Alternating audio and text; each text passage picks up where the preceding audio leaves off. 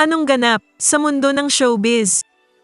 Matapos mag-post si Sharon Cuneta ng pugot na ulo ni Kiko Pangilinan sa Instagram noong Pasko, isa na namang cryptic message ang pinost ni Mega sa kanyang Instagram story na nagpatibay sa hinala ng mga netizen na may pinagdadaanan si Mega at si Kiko.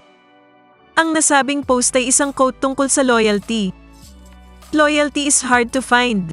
Trust is easy to lose. Actions speak louder than words. Bam na naman. Loyalty is about people who stay true to you behind your back. Sa sumunod na quote naman ay pinaniniwalaan ng maraming netizens na isang patama laban sa isang tao. Boom! At ikaw lang. Walang sidekicks. Yuck! You deserve someone who is utterly obsessed with you. Sabi ni Sharon. Kamakailan kasi ay may mga chismis na posibleng paghihiwalay ni Sharon at ng kasalukuyan nitong partner na si Kiko Pangilinan. Kahit sa kanyang lumang post ay may mga hugot si Sharon sa issue ng loyalty. I'm loyal. I'll never leave you for someone else. I'll only leave you for myself. For my peace, my sanity, my respect, my dignity. Sabi ni Sharon. Nagsimulang mag-post ng cryptic messages si Sharon pagkatapos ng reunion concert nila ng dating asawang si Gabby Concepcion.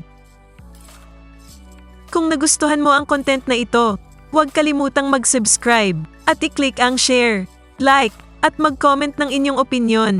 And favor naman po, please don't skip the ads.